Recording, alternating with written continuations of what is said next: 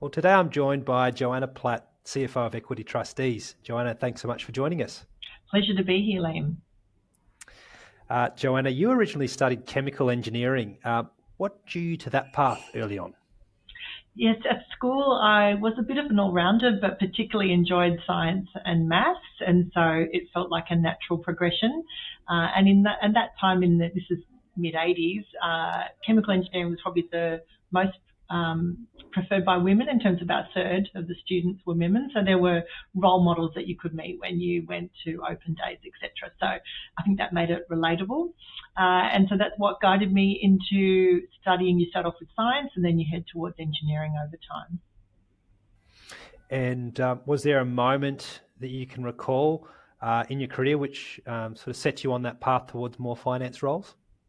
A couple of experiences. So one of the subjects we did related to project finance. That's in third year of engineering, and I really enjoyed that connection between the project and some of the financials. So that piqued my interest.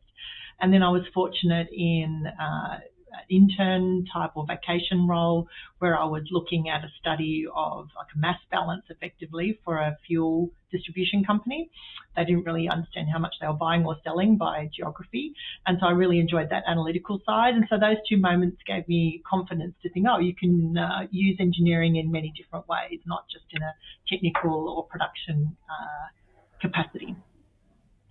And looking back, do you think that engineering mindset still plays a role today in how you think and lead within your role? Yeah, I mean, the strength that you bring from engineering is obviously around a process and a process control and understanding it from a value chain point of view. So I find those models are very interrelated in terms of finance.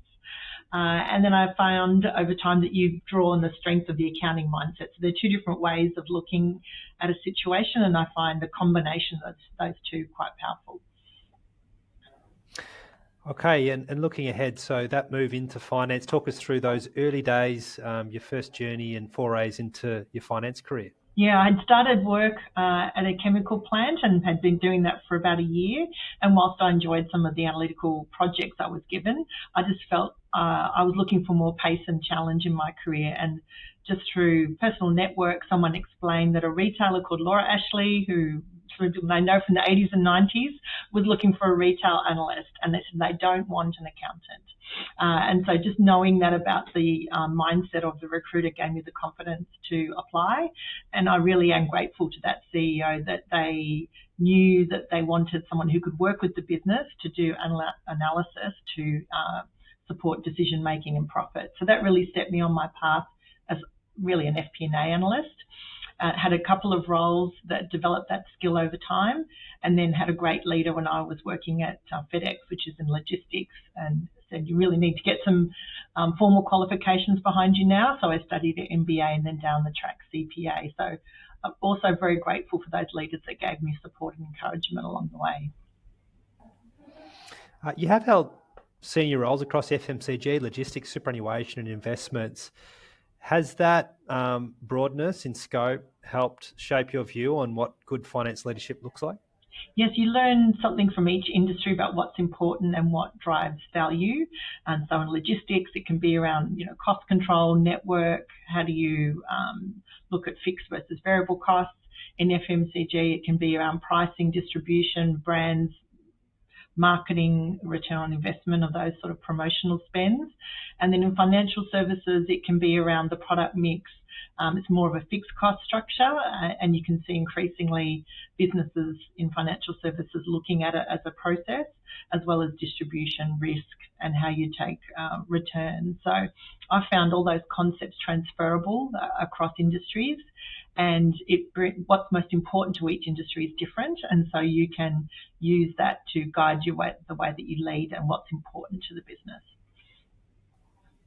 Moving on to Vanguard, because it did play such an important pivotal time of your career.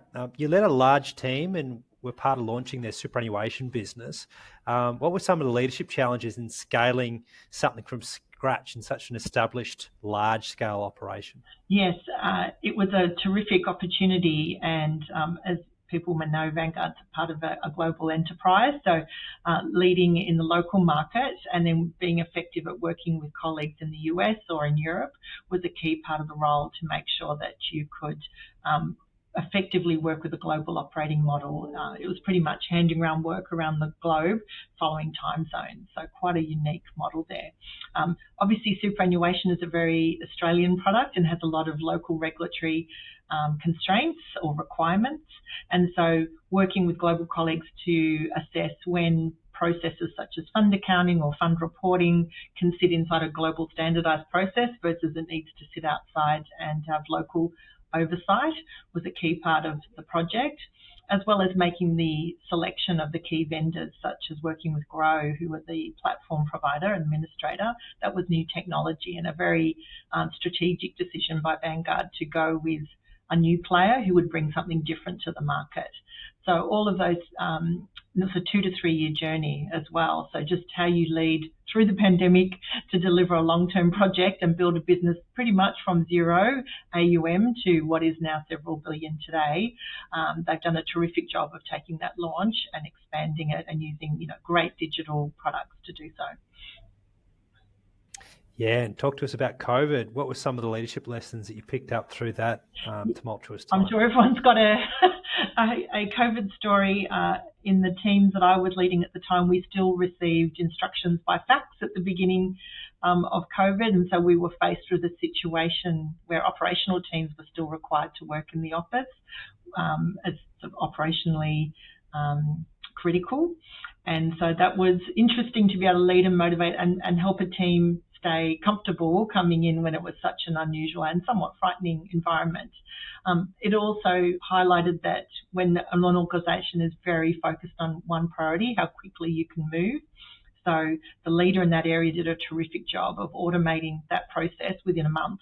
Once we had, it was the critical path to being able to move to a fully digital solution, and he did a great job of leading that. So being able to mobilise the organisation around the biggest priority was something I also learned out of that experience. Impressive. Moving on to Equity Trustees, where you now serve as CFO. What attracted you to the organisation and its mission? Yes, we're a 140-year-old company, so a very proud tradition, so a very traditional organisation. It's highly trusted, and we have some of our clients have trusted us with foundations and their estate from 20, 50, 100 years ago. So there's a great deal of responsibility that goes with that, and you can feel that in the organisation, the pride in being trusted. It's also ASX listed, and so for me that was a great opportunity to be able to be a CFO in an ASX listed environment. And also the business has grown quickly in the last 5 years through acquisitions and organic growth. And so how to take the finance team to a next level of maturity when the business has become larger scale and more complex. So those are the challenges I really enjoyed and the purpose of why I joined the organisation. And the business has grown significantly in the last few years, including a recent acquisition. What are you most excited about as you look to help shape the business over this next chapter? Yeah, well, we're very proud that integration completed in FY25, and so being able to close out what was a 2-year journey to do so was a really important milestone. So now we turn, and we've also invested significantly in technology and new platforms for the business. So now how do we bring digital solutions and different ways for our clients to interact with us is our next challenge, and that digital CX type culture is something that we knew to the organisation, and so it'd be great to be able to work with the organisation to deliver that. So you have worked in some very values-based organisations, obviously not just here at Equity, but in the past as well. What does purposeful leadership mean to you? I think it's very much about linking the team to the mission of the organisation, and we talk regularly around what's important at Equity Trustees. Obviously, culture and being trusted are very important to us, and we take our responsibilities to clients, both corporate and individuals, very seriously. So we talk around that, and then we talk around the values of the finance function, about being trusted, reliable, seen as experts, also that we are impactful, that we communicate clearly, and so embedding those values and then helping the team build skills and processes to deliver against that. And this is very much a journey and it's iterative. And so we often talk about, we don't go from a level 1 to level 10 in one hit. We take step changes, and so celebrating when we make a step forward, and then assessing, and then what we've learned, and then how we will take it even further next time. And in your experience, what does make a high-performing finance team beyond the technical skills? It's a cluster of skills. So I'd say it's obviously technical. It's around being adaptable, being curious, that growth mindset. And also I look for diversity in different styles of personalities, different experiences, different ways of looking at things. And so being able to combine those different perspectives and ways of thinking really helps us get to a better solution. Ed, you have had such a demanding career, Joanne. I mean, how do you stay grounded and energised outside of work? Yeah, everyone has their own way of doing this. For me, and it's funny to say this in 2025. So I use the technique of being present in the office as my way to create boundaries. So I tend to work in the office 4 days a week. That works for me personally, and therefore I can leave my laptop in the office at night and switch off. And so having that really clear demarcation of home and work is something that I use as a technique to stay grounded. Obviously outside of work, family, friends, hobbies, being outside, nature. I love hiking. So those sort of hobbies and interests help me switch off from work, and so that you have great energy when you're in the workplace. And those are the things I think that help me. It's a marathon, anyone in a demanding role. So how do you maintain your energy so that you can run the long race? Excellent. So beyond the boardroom now, so you're involved or have been involved in the Mazda Foundation and Experimenta. Do you want to just talk us through those two foundations, and what is your interest in giving back through these platforms? Yeah, these are two not-for-profit organisations that I'm on the board for. Naturally, particularly with Experimenta, I wear the Treasury hat, so you always get asked to have that focus in these sort of settings, but I have a great interest in arts organisations. So Experimenta is a leading organisation where it explores how technology is influencing art and society. And so I learn a great deal from working with those people who program our work with artists, who can help shape and curate exhibitions. It's a very different way of thinking. And so I learn from my colleagues and our staff at Experimenta. And in Mazda Foundation, the focus there is around, we've been granted significant funds to be able to have the best impact around literacy for children and to help rural and remote communities be more resilient. And so working through the assessment of where do we think we can have the most significant and sustainable impact. In terms of giving back more generally, I enjoy mentoring. I wouldn't always call it formal mentoring, but I always prioritise time each week to connect with ex-colleagues or staff members to talk about their career, where they're at, and what support I can provide in their professional development. And on that, I mean, how important do you think it is for leaders to maintain those interests and connections beyond their day-to-day roles? Very important. And I think that's something that I didn't do enough of in my career. And so I always give advice to others that don't make my mistake. People talk about having a personal board of directors, and I think some people might find that a little bit over the top as a concept, but having, a group of people that you can call in on regularly and talk about how you're tracking. I probably didn't feel confident enough to do that. And now I'm at the latter part of my career. I can tell you that there's no greater pleasure than supporting someone as they grow and develop in their career. So please take the confidence to reach out and ask for support. People are very happy to do so. And I often find you're talking with someone who's working through a puzzle or a problem in their career. They usually already know the answer. They just need a sounding board often to talk it through. And do you have any advice? I mean, there's obviously so many individuals out there who are looking for a mentor. Is it as simple as that? Just reach out, or is there some words of wisdom you can provide those that are looking for that external support? I find, work with the network that you have. Start close. So is there someone either in your direct organisation or adjacent teams that you feel that you resonate with in terms of how they operate, or you like the way they lead, or even someone that you find, might not be your cup of tea.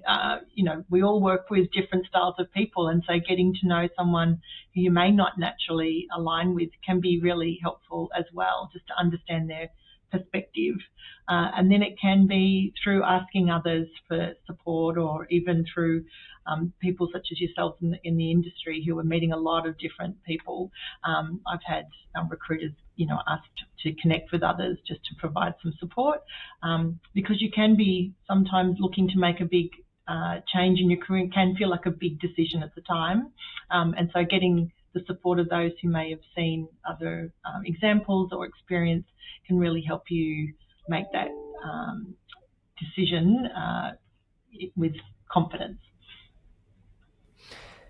And you mentioned that it's something that you really lent on later in your career. But is there anyone, when you think back over the course of your journey, that has had a really strong impact on your career, whether it be as a mentor or somebody more informally connected to you?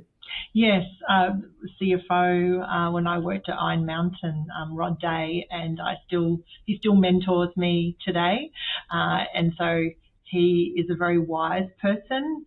He doesn't say very much, but I find that just his presence makes me think through situations. He asks great questions, and it makes me think. So I like people who think with great clarity, and they help me think things through better. So I really always enjoy connecting with him. Looking back, you have had a really fascinating and diverse career. What are you most proud of when you look back? I think it was taking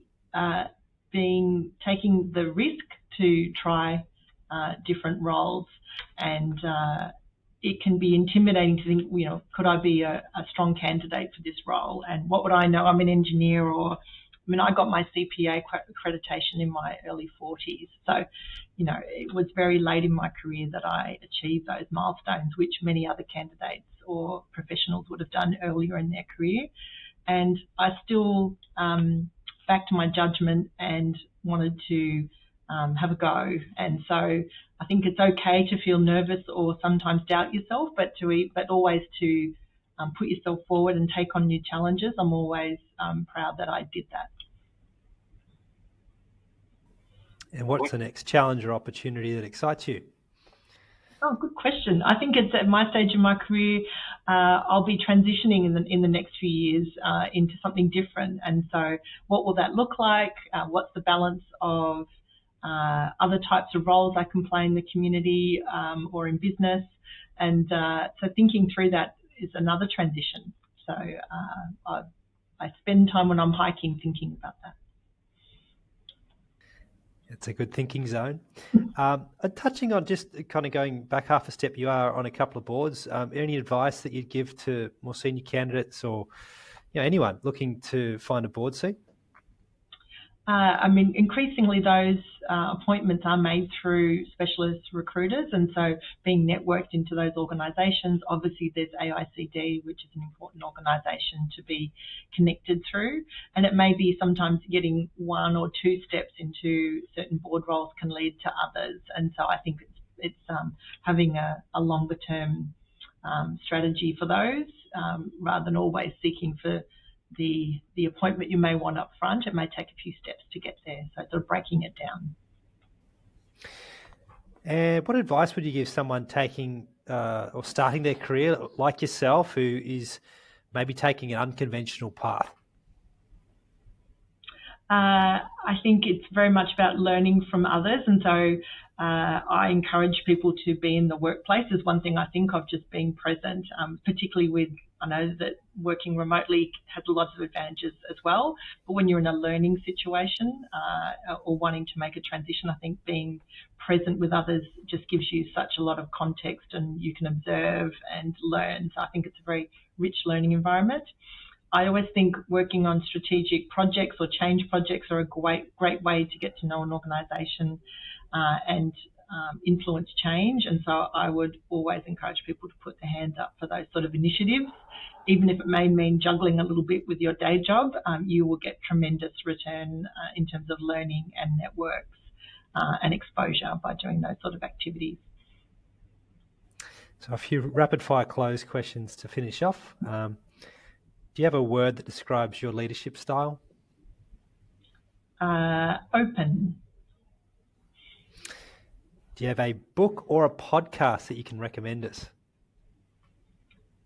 Good question. There's a good one I like. His first name's Jefferson, and he does around communication. So he talks about make your next conversation a great one. So he just does little 15-minute short intros on communication tips, and I find them very helpful.